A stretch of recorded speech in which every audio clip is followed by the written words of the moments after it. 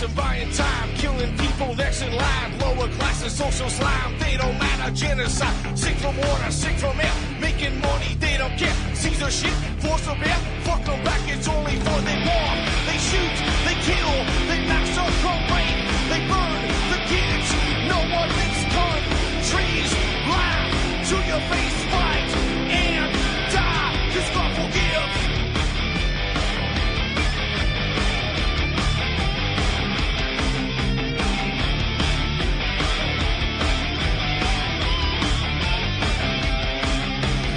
Selling lies and buying time, killing people next in line. Lower classes, social slide, they don't matter. Genocide, sick from water, sick from air. Making money, they don't care. See their shit, force a bear. Fuck them back, it's only fair. They bomb, they shoot, they kill, they massacre, rape. They burn the kids, no one thinks countries. Lie to your face, fight and die, 'cause God forgives. Yeah. Coming back around again.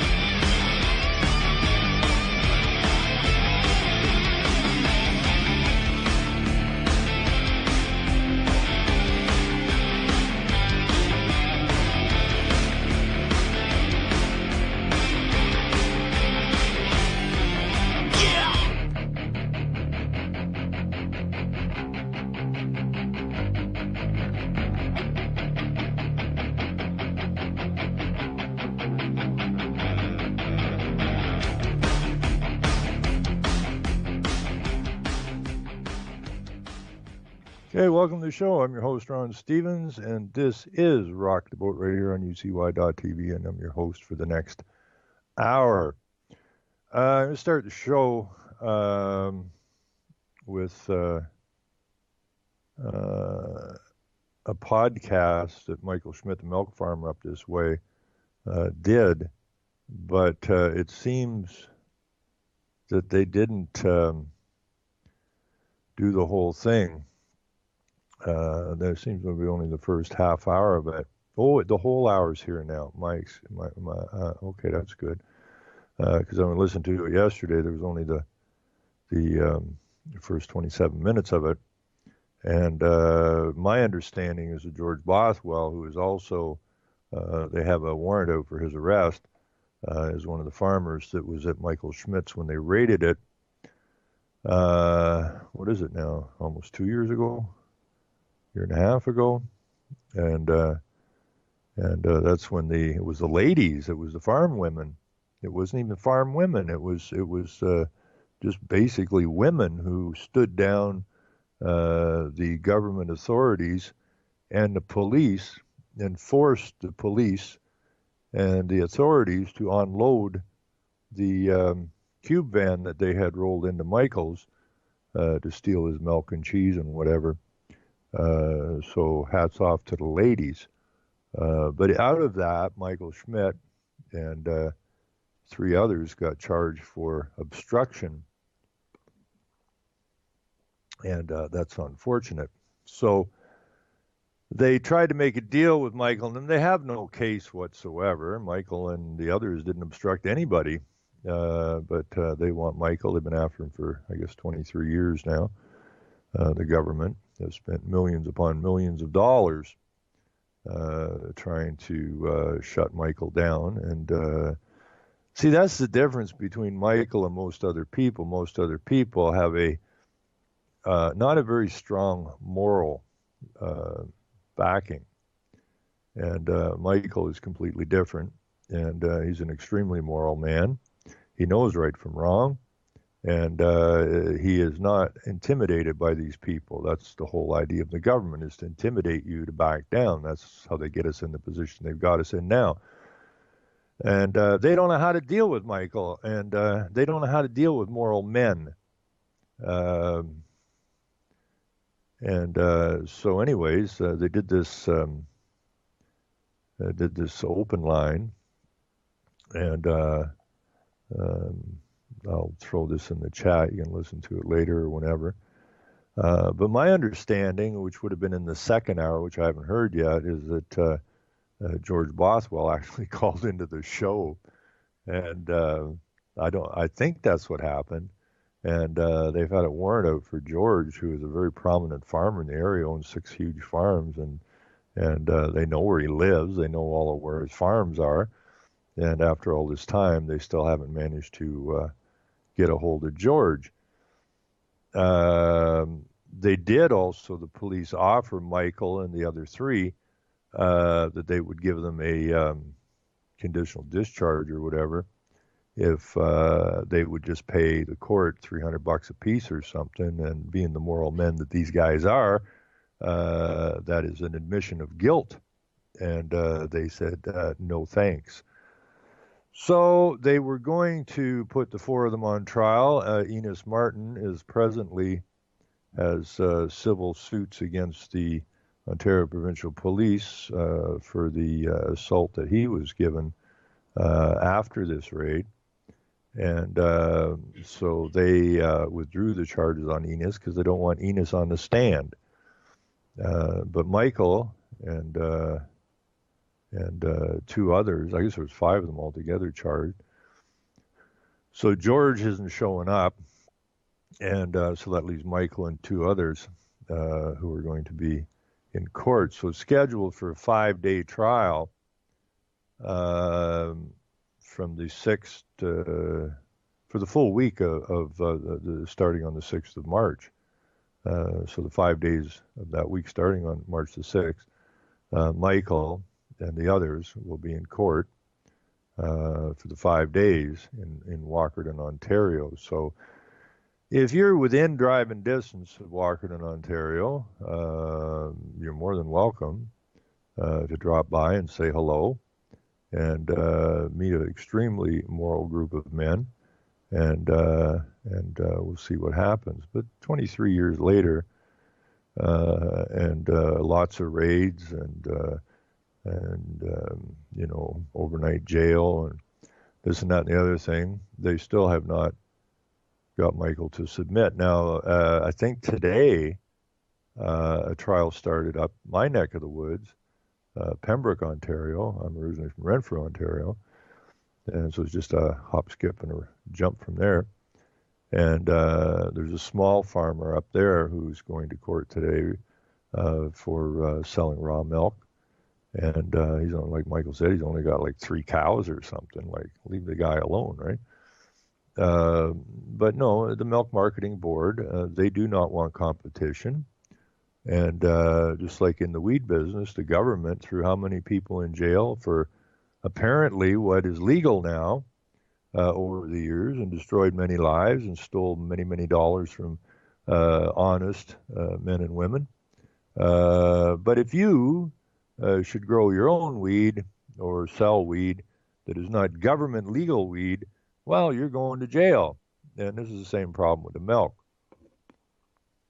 The government, like the liquor business, has taken it over, and they have a monopoly on it, and they don't want any competition. And they see Michael, if Michael wins this, that it opens the doors for the other farmers to also sell raw milk, and they don't want to happen. It has nothing whatsoever to do with safety or health. It has everything to do with putting the corporate boot on people's heads and trying to squish them into the ground and get them to yell uncle. So if you're around Walkerton, Ontario, and you're driving distance to it, slide in. You got 5 days. Surely you can schedule a visit. And for those who are not in the chat but who are listening to this, if you go to Bayshore Broadcasting News Center, you just type that in, you'll get it. And then you can go and hit the on-air button, go down to podcasts.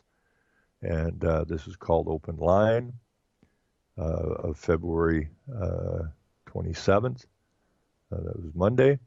And you can have a listen to it yourself. So we'll stuff that in the chat. And if I can find, I get all these things. I keep saying that, but I close up so much. And then I get doing some research and Bing, I got a gazillion freaking tabs open again.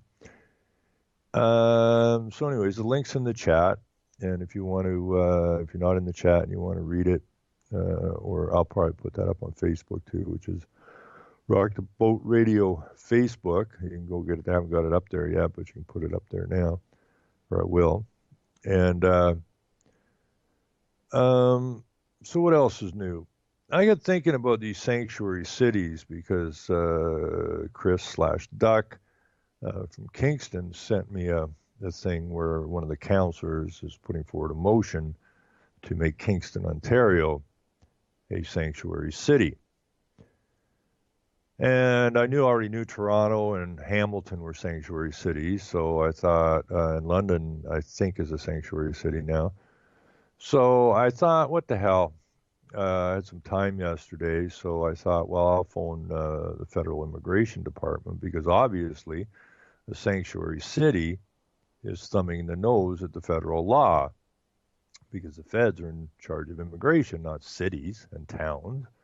They have no authority. I mean, a city is a municipality, and if you look at the scope of the duties of a municipality, they're extremely narrow. You know, look after the sewers and the water and plow the snow and look after the parks and stuff like that, the cemetery. Other than that, their scope of duties is quite narrow, and of course, collect your taxes. And so I thought, what the hell? I'll phone the who better to call about immigration than immigration? So I called immigration yesterday, and we just happened to have a Muslim who's in charge of immigration in Canada, as we're being flooded by Muslims. Geez. Wow. How'd that happen? Well, pretty simple. The Prime Minister, not the Queen's Prime Minister, went down to the Bahamas or something and hung out Christmas with the Aga Khan. And if you don't know who the Aga Khan is, I suggest you do a little research on that dude. And we actually have an Aga Khan museum or something in Toronto. And I don't even think they have to pay taxes on that one.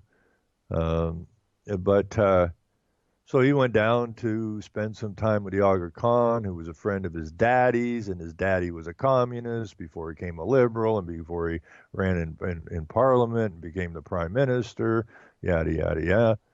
And so the story goes. So now his kid is down with the Aga Khan and comes back and immediately gets rid of the old drunken immigration minister, McCollum, who used to be with the TD Bank, and sent him off to China or something, and installed a Muslim as the immigration minister. So I thought, well, what the hell? I phoned up immigration yesterday. So I called him up, and I went to the immigration website, and I don't even find a phone number there. So I plugged in the minister's site, and I find a phone number there. This is the phone number to the minister's office of immigration. And there's a nice little picture of a Muslim there, the immigration minister. So I phone and says, this is the office of the Minister of Immigration. I said, that's great. And I said, well, I'd like to discuss the sanctuary city stuff with someone. So he can pass me through to somebody that can answer some questions. No, we can't do that. You can't do that. No, this is the minister's office. Yes, but you can't discuss anything. That's correct. So he said, the best thing to do is we'll send you over to the call center. So he sent me to the call center. Nobody answers the phone over there, so I called back. And we had a conversation, and I said, you guys are just gatekeepers. I said, it's like, I can go into one of these cities. In other words, I could fly over one of these sanctuary cities and parachute down into it, and I will get city services. I will get health care, education, food, clothing, housing. The police agree to turn a blind eye to me because I'm undocumented. All breaking the immigration laws, but there's nobody to talk to at immigration. Is that correct? And I said, how is that? And she said, well, that's what we were told. She told me, she said, the best way to do this is to write an email to the minister. And I said, fine, but I have batting zero on that. I must go buy lottery tickets. The odds are seemingly better than getting an answer from an email to a minister of anything in this nation. And so how long will it take the minister or the minister's office to respond to my email? She says, well, there's no guarantee you'll get a response. Well, that's okay, because I'll guarantee I ain't writing an email. I'm not going to waste my time because to date I haven't had a response from anybody in the government. But then they don't work for us. They say they work for us, and if I'm not mistaken, we pay their wages, we pay their pensions, but we're not allowed to talk to anybody, and they don't want to answer any questions. So we got a problem. Anyways, that went on for a bit, and I told her, I said, never mind, I'll just go through the back door. If I can't get through the front door, then I'll just go through the back door, just like the illegal aliens do. And I do know how to get through the back door or the side window, which I've had to do on numerous occasions to talk to somebody in the government. So I know how to get my way around in there, and that's what I'll do, just like the illegal immigrants do. So I thought, what do I do now? So I phoned the city of Toronto, which is the biggest city in the country, and it was in 2013, Rob Ford, who's looked upon as more of a conservative or more of a liberal guy, I guess, instituted that council instituted the sanctuary city. And then John Tory, who was the provincial leader of the Conservatives, who is now the mayor of Toronto, who's a real jackass, I met the man, and so he's just recently reaffirmed Toronto's standing as a sanctuary city. So it's absolutely amazing. I'm talking to this guy at the city of Toronto about this, and he's referring to them as immigrants and refugees. I said, they're not immigrants and they're not refugees. Immigrants and refugees come through the front door, right? That's where they come. They come through the front door. That's how immigrants and refugees get here, through the front door. These people are not coming through the front door, coming through the back door. They're sneaking in. And the city of Toronto is protecting them. And the city of Toronto, I'm talking to this guy, and I said, my understanding is they get city services. They get education and housing. He said, well, I don't know about the housing part, because we got a 10-year, get this, this is modern Canada, a 10-year waiting list for affordable housing in the city of Toronto. 10 friggin' years. So he says, no, there'd be more like, employment opportunities and that, like with the city. Is really. So a non-documented illegal alien can land in the city of Toronto and be afforded job opportunities with the city of Toronto. And while there's a gazillion people around Toronto that would gladly take a job with the city, but are not qualified because, well, they're documented. They're not undocumented. And the city police, the Toronto police, while they're out carding black people constantly, and then the chief of police in Toronto just happens to be black. This is ludicrous. The police department for the city of Ottawa has agreed, as all the police in these sanctuary cities do, agree to turn a blind eye to the criminality of harboring illegal aliens, which is completely against the law. So again, it kind of getting him into a corner there, and then all of a sudden he blurted out, well, we're different than the United States, and started rambling on about that. And I'm going, what the hell has that got to do with anything? Well, I don't want to discuss anymore, click. You can't pick up a paper in Canada without some nonsense. If a cow farts in a field, it has something to do with Donald Trump's operation. I don't know how that is, but that's the way it is. So I phoned London, Ontario. I never got an answer there. And so I phoned Steeltown, Hamilton, Ontario. And it was kind of interesting because I was talking to a young lady, very nice, and we're having a discussion. I said, I really need to know how it is that this is allowed to happen. And she wasn't sure. So, I said, I know it's not the council. The council makes the motion, or a councillor makes the motion, but we can all agree that the council is nothing but the puppet party. It's the administration, it's the city managers and the CAOs and the city staff who put forward these proposals to the council. Then they found a weak-minded council member and schmooze them and get them to bring the motion forward. And this is how communism operates, the unelected running the show. And so then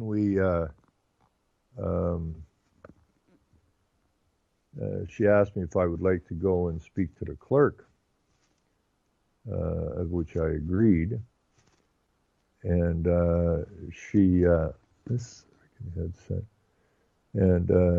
so I wait for a minute, and she gets back on the horn, and she's saying the clerk can't help you. Well, obviously, because the clerk is involved in this scam. So I said, can you get me through to the city manager or the CAO? No. But then she said, you know what I'm thinking? I should put you in contact with records, because they'll have all the records of what went down. And so she did. She put me over to records, and I had a very nice conversation with a nice lady, and she agreed to send me the records, which she did, and I'm very thankful to her for it, because I know how all of this operates. It doesn't matter what's being pushed through at the local level. Everything comes at the local level. That's why they call it global to local. And they use the vice system of the NGOs and the goody two-shoes in your neck of the woods to bring proposals forward in that. It's never the government brings the proposals forward. It's it's all right out of David Rockefeller and the UN, and it's the vice. So it forces the government eventually to say, well, this is what the people want, and therefore we have a duty to implement it. Well, this is a scheme that was made up, the old problem, reaction, solution nuts thing, where they decide what they want, and they decide how they're going to get it. So they make up a false problem, and then come up with the solution they want. Then they make up scenarios. They don't really care which one gets implemented, because it always ends up at the same place, is their goal. So this lady agreed also that it was the staff and the city manager and that would have brought this thing together, did the studies and all that kind of stuff. And so I have that, and I'm going to go through a little bit of it here. While I was waiting for the lady from Records, I just looked up what was going on in Hamilton. And not only I put a link in there, I think the last show I did, of maps in the United States of all of the it's not just cities and towns, it's counties and entire states. Like the entire state of California has now designated itself a sanctuary city. And then it has all the cities and the counties and so on and so forth. So this story here, Steelstown Sanctuary, Hamilton is among the few sanctuary cities in Canada. Donald Trump, right, first sentence out of the gate. And this was, this story is from February 24th, 2017. Hamilton is among the very few sanctuary cities. That's the title. And then, boom, Donald Trump's crackdown on undocumented immigrants in the United States means Hamilton and just a few other Canadian municipalities with sanctuary city policies will become beacons of hope for people fleeing their homelands. And this story goes on, and this is the same shit, that they use with the wind energy. Windmills have been used for centuries. Well, yeah, to grind grain and the stuff. Not to create electricity, but just that it's been there for centuries. Do the same thing with sanctuary cities. Now, the only thing a sanctuary city was good for throughout the centuries was if you accidentally killed somebody, okay, and they want to hang you or quarter you or both. A little brutal back then. The sanctuary city, which was mostly just churches, you could go and profess your innocence that you didn't mean to kill somebody, and they would put you into sanctuary and protect you from the state or the vigilantes or whatever. And that was it. And then if it was found out that you actually did mean to kill the guy, you're kicked out of the sanctuary city and you're on your own, buddy. So they misinterpret on purpose the meanings of everything in order to get to the empathy that they're pumping into people to think this is a good idea. Just the very fact that the sanctuary city is not mandated federally means that it's a criminal activity. So you have criminal city councils protecting illegal aliens, which are criminals. And you have the police backing it up. Meanwhile, the police are out beating the living hellry and shooting a lot of good, honest citizens because, well, they can. And that should irritate people as well. When you have the police forces protecting those who are not supposed to be in your country, and then running around shooting at you and your families and beating the hell out of your grandma, and all they ever have to say, because in order for them to be not accountable, all they have to say is, I felt threatened. How do you feel threatened? She's an 82-year-old woman. Well, she looked at me crooked, and I felt threatened. And yes, I'm a 250-pound man of 35 years old, but you never know what an 82-year-old woman's going to be up to. I've seen some cartoon shows where they beat you with their canes and their umbrellas and stuff, and I didn't want to take a chance of being harmed, so I shot the old girl. But illegal aliens? No, I don't know nothing about them. I don't know nothing about them at all. How can an illegal alien in California get a driver's license? I mean, think about it. Just think about this. The enemy is inside the gates, folks. Okay? The enemy is the state, and the state has opened the gates to your nation to destroy you, and most people seem pretty good with it. Anyways, the vote at Hamilton City Hall came before savage terrorist attacks in France, before Canada accepted refugees from wartime Syria, and 16 months before reality TV show character Donald Trump declared his candidacy for president.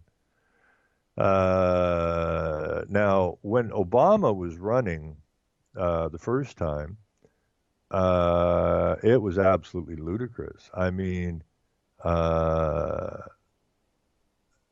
Obama was played up in the Canadian media as the Black Christ coming to save the planet. And now we got Donald Trump in there. And any way they can disparage this guy, they do.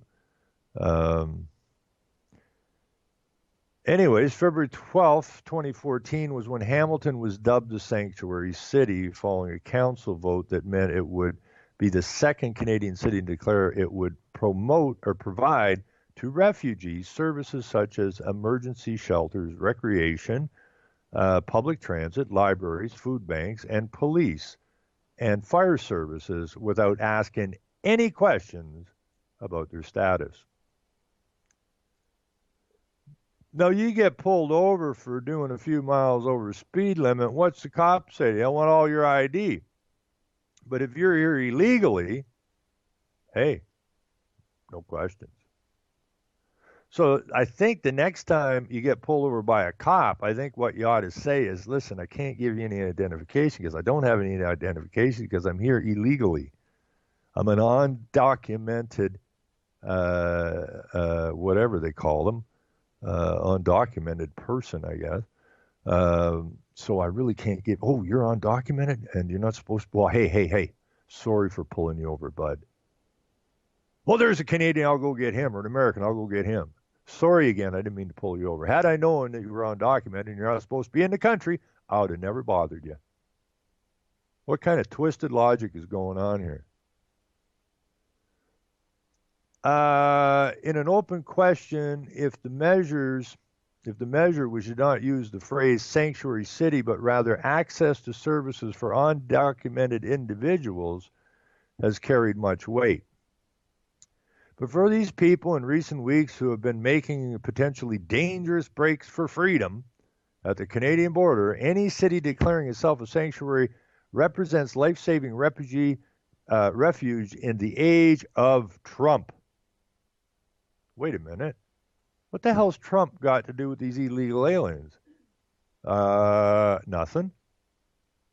Even if such idealism may ultimately be misplaced, Hamilton Councillor John Farr says the Sanctuary City Police, or policy rather, has, and police are policy enforcers, so they're enforcing the policy of the Sanctuary City, which is don't ask any question, and that's what a cop is. It's a policy enforcer.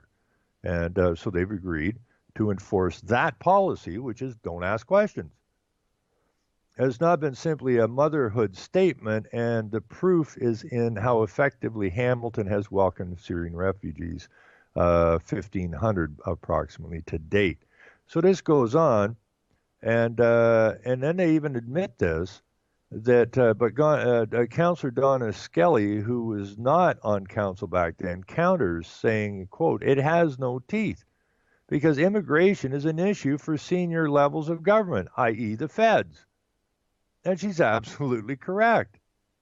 So she's admitting that the sanctuary city thing they got in Hamilton and anywhere else there's one is a criminal enterprise.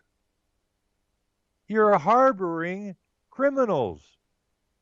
Now, if I harbor a criminal, they're going to haul my ass to court and probably take my car and my house and every other damn thing. So she's absolutely correct, but this is going on. It's how to get these people into the country. So if people are complaining they don't want them coming through the front door, fine, we'll open up the back door. She goes on to say it's a wonderful message to say we welcome you, but it has zero clout, she said. This is an issue the feds and province will need to address because that's where serious change can be made. Now, this is the problem. This is the vice again. You have these NGOs, right, down on the ground, Save the Refugees and yada, yada, yada, and all these different people, and lawyers. And so they pressure from the bottom. And the international community and the lawyers and pressure from the top. Forcing, and this is the whole plan, forcing the hand of the feds to say this is what the country wants. And therefore, we are going to change federal immigration policy so these people don't have to come through the back door anymore. All these undocumented people come through the front door. Welcome. And this is exactly what's going on. But the issue of undocumented immigrants and refugees has since taken on new dimensions with the massive displacement of people from civil war in Syria and Iraq. 65 million in 2015 alone, according to the United Nations. By comparison, about 60 million were displaced after the Second World War. So we have more displaced people today looking for somewhere to go than we did after the Second World War. And I've been saying this forever. Welcome to World War III, which is a spiritual, psychological war. We have 5 million more displaced people now in 2015 alone than we did after the Second World War. And they're looking for a place to go. And their place is your place. And your governments are facilitating it. But it was your governments, who are all member states of the United Nations, who have agreed to bring in these immigrants, or these migrants, these refugees. It's right in their documents. They've signed the damn thing. So they've obligated themselves to bring these displaced people, who were made displaced by the very people who wish to destroy your nation states, which is one of the overall goals of the United Nations and the SOBs that's created the thing, is the end of nation states. So you're going to get tore down, and your government is going to help with that. Add to that equation the rise of Trump-fueled nationalism and calls for tightening borders in the U.S. and Europe, and there seems potential for new waves of refugees to filter to cities that have declared themselves sanctuaries like Hamilton and Toronto, and more recently Montreal and London, Ontario. And it's no different than the wind game, when they say, oh, look at Denmark, and oh, they use these things for centuries, and we're going to be left behind, and what are we going to do? So each of these municipalities starting allow this stuff to go in and saying, well, nothing we can do about it because, well, we're in the child position of the province.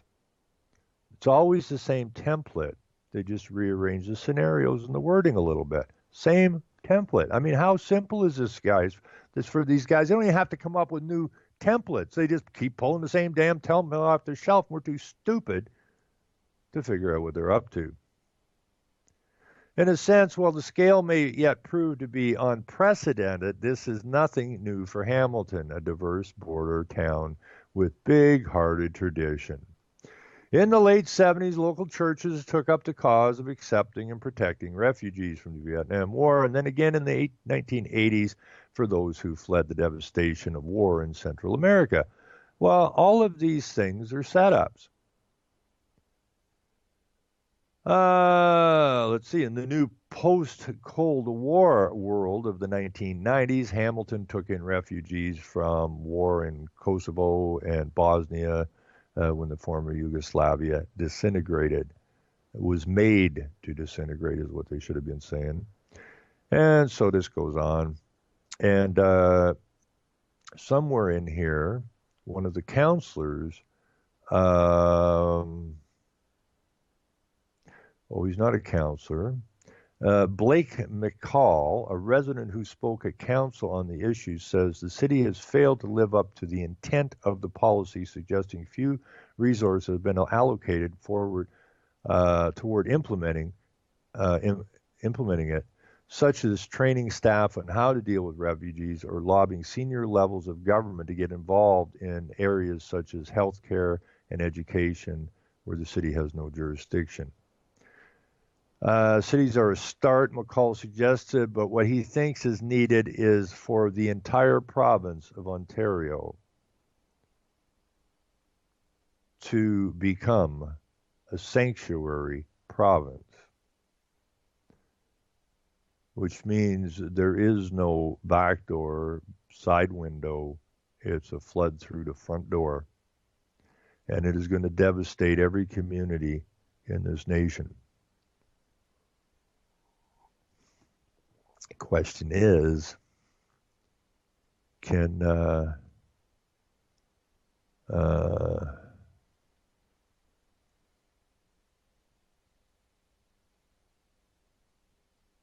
are we going to do here? This is like, trying to get your field off before the locusts hit it. Hamilton Police Service, for its part, told the Spectator through a spokesperson that officers subscribe to the letter and spirit of sanctuary city policy, and resident status would never be an impediment to service delivery in any way from a policing perspective. We will continue to provide policing service for all members of our community, regardless of status. Well, if they have no status in your community and they have no status in the nation,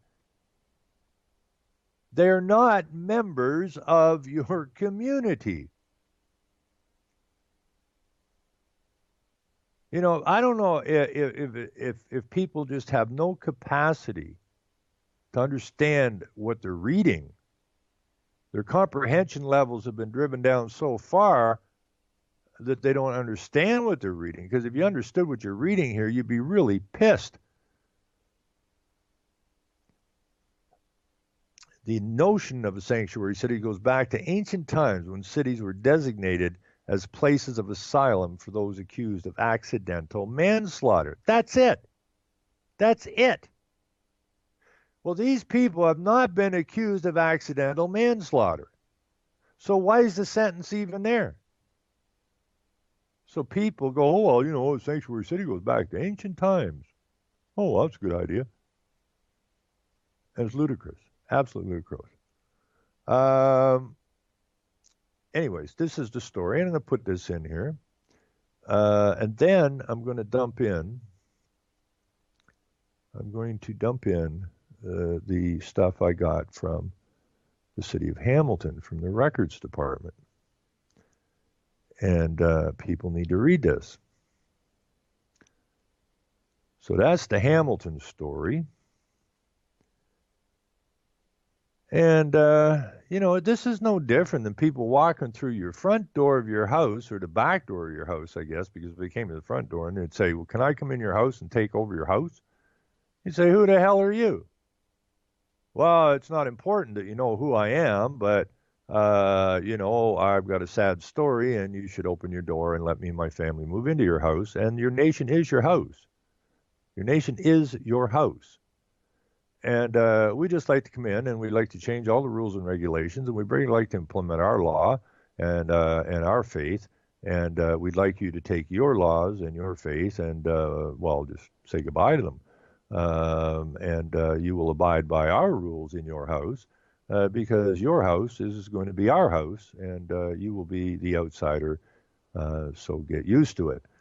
Now, if someone came to your door like that, you would tell, you got about 3 seconds to get out of here. I'm going to give you a poke in the face. You got that? Now get.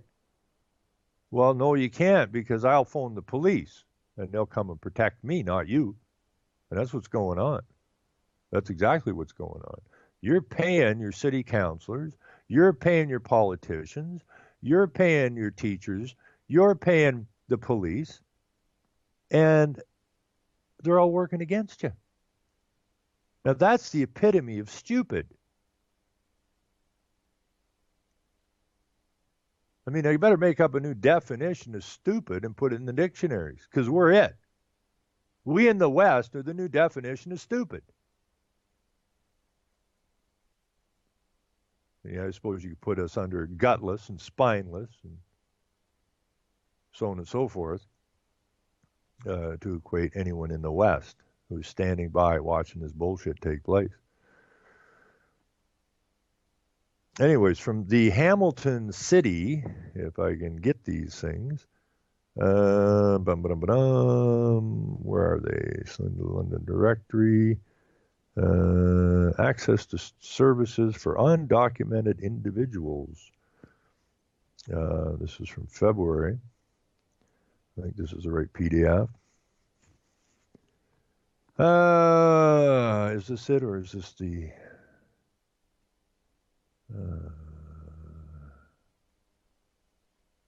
okay, this is it.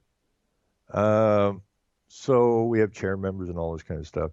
recommendation that the City of Hamilton's anti-racism staff training program entitled Equipped to Serve be revised to ensure that all staff support the City of Hamilton's commitment to provide access to service without fear for immigrants, without full status, and without full status documents. Well, you can't be an immigrant. This is what kills me, the language they use here. You can't be an immigrant and have no status because you're not supposed to be here. The City of Hamilton will continue to work with the Hamilton Community Legal Clinic and other community stakeholders to develop a public education strategy to generate awareness of the issues that face immigrants without full status. Again, they're not immigrants.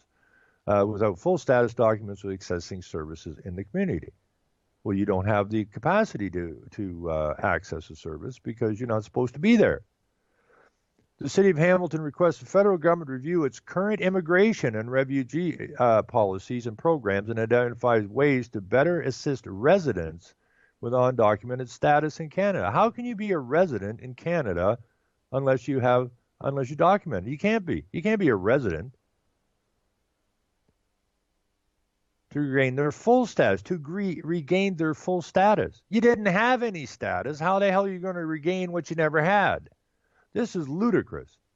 That the City of Hamilton requests the provincial government review its policies for all provincially funded programs to include residents of Ontario without full status or without full status documents. These are the people who are supposed to be rounded up and taken immigration, vetted, and if they don't qualify, see ya.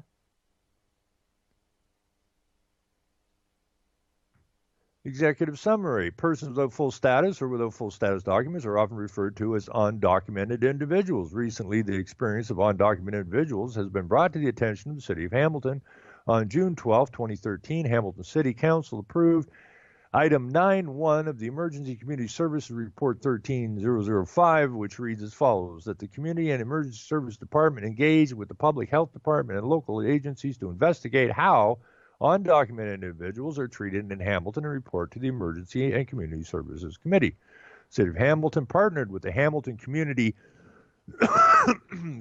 Legal Clinic in an attempt to identify the experience and treatment of undocumented individuals in the city. Not that they're not supposed to be there. Could you track these people down and see if they've got a 50-inch screen TV and enough food in the fridge and proper housing?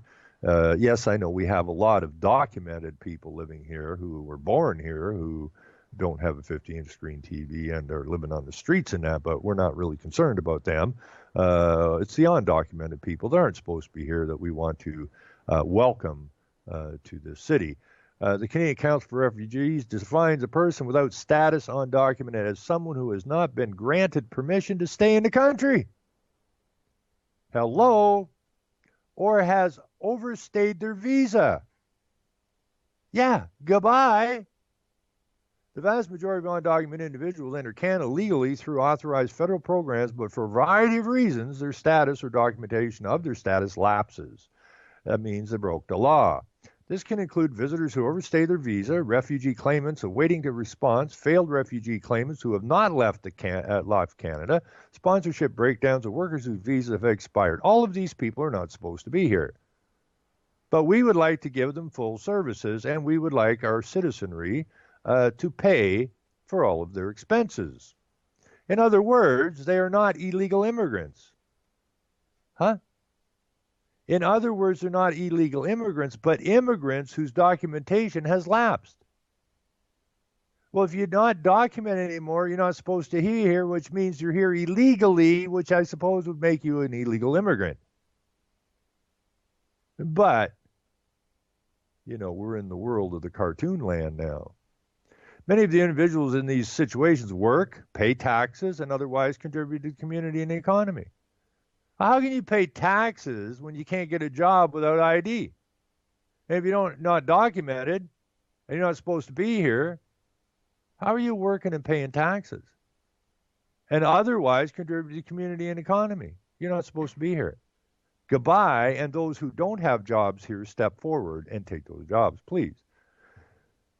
City staff work with the Community Legal Clinic and other agencies to understand more fully the experience of undocumented individuals. A series of interviews with 15 agencies and 3 individuals helped illustrate some of the challenges and barriers faced by undocumented individuals. Now, you're paying for these studies. You're paying for the people doing the studies. A challenge and barrier that was repeatedly highlighted in the interviews was the fear of accessing services. The perceived threat of having inquiries for services result in a reporting to authorities factored in the decision of some individuals to not try and access certain services at all. Well, you just told me up above they're working and paying taxes. This is total. This here paper here will be the same basic paper that was in Toronto, Montreal, London, and throughout the United States. This is definitely a UN document that's been reworded. It's this here is a template where you just use the same language, the UN language, which is always gobbledygook. It always contradicts itself. Anytime you read UN documents, it's full of contradictions. And misuse of words, and then these things are sent out because you got to understand that the CAO, city managers, okay, are trained in the implementation of the UN agendas, and they're shipped in the information, and then they just redo it to fit their particular city, town, whatever. And they don't write this shit, okay? It gets delivered to them. Anyways, here is the city of Hamilton, and you know the city of Hamilton and all cities, because all nations are member states of the United Nations. Our vision. They don't have a vision. It's our vision is the United States or United Nations vision. People say, this is our vision. No, you got to say whose vision? It's the United Nations and the globalist corporate vision. Anyways, it says to be the best place in input your country. In this case, it says the best place in Canada to raise a child, promote innovation, engage citizens, and provide diverse economic opportunities. Our mission, the mission of the UN globalist corporate agenda, is we, and that is capital W-E, which is a title, okay? That's a title. We is a title in this case. It's not upper W for the start of a sentence and lowercase e. It is a capital W-E. That's a title. Provide quality public service that contributes to a healthy, safe, prosperous community in what? In a sustainable manner. Now, do you think the city of Hamilton wrote this? Because this exact same thing, same verbiage, can be found in any city or town in North America. Our values, that is the values of the United States, or United Nations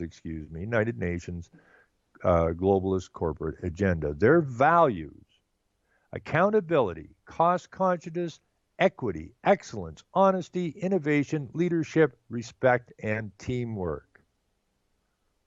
Okay? Working together to bring us down. All being implemented from inside our gates.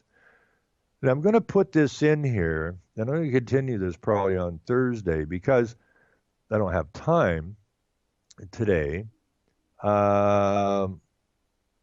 Legal implications, financial. There are no financial implications associated with the report. Staffing, there are no staffing implications associated with the report. Legal, there are no legal implications associated with the report. But they go through this, as they go through this thing, it talks about what groups of people were involved in putting this particular paper together, and they're mostly NGOs. Policy implications and legislative requirements, none. A relevant consultation, Public Health Services Division, Access and Equity Division staff, Legal Services Division, Hamilton Community Legal Clinic, Employment and Income Support Division, Hamilton Police Services, and so on and so forth. But they go through all these analysis and stuff. And they tell you who some of these people are that wrote some of this stuff. As we get down into here a little bit further, it's like 17 pages or something. It's not a big deal. You get down to page 10, I think it is. And we start seeing names like Goldring. And there's a whole bunch of names in here. So I spent some time. Goldring is a Jew who is a professor of, I think, social studies or something at York University. And there's a bunch of them here who are all connected to one another. And they're the ones, they're all women. Here we are. The research by Lewin Goldring, Carolina Bernstein, Judith Bernhard. These are all Jewish names. And who brought us multiculturalism? The Jews. But these are all secular Jews, and so they're really not Jews. They're hustlers.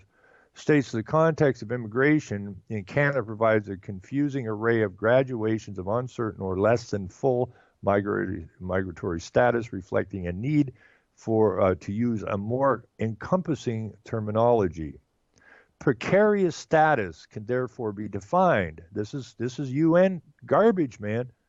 Precarious status can be therefore defined as the absence of any of the following: the authorization to work, a residence permit, the ability to reside in Canada without dependence on others, as in the case with sponsorship or temporary employment, and the absence of the rights granted to permanent residents, including health and education.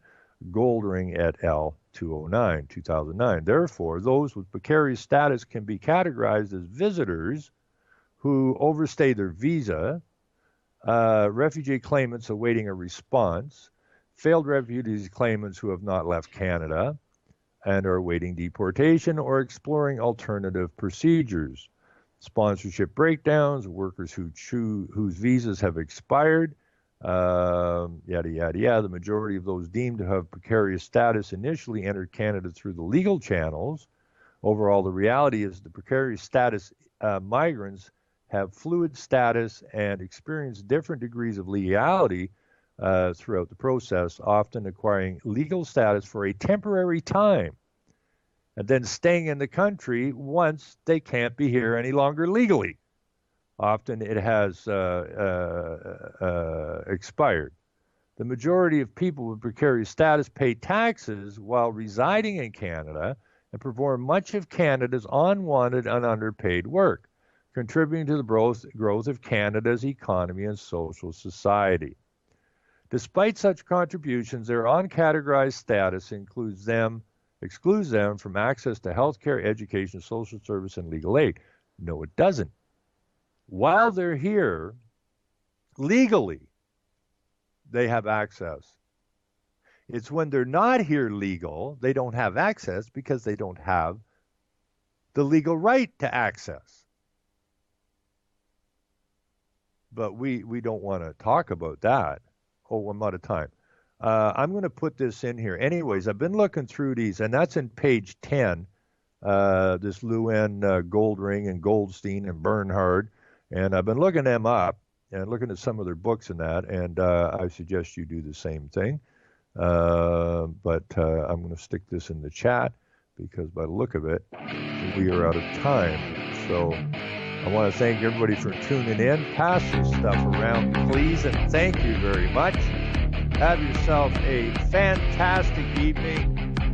Selling lies and buying time, killing people next in line. Lower class and social slime, they don't matter. Genocide, sick from water, sick from air. Making money, they don't care. Censorship, force of air. Fuck them back, it's only for they war. They shoot, they kill.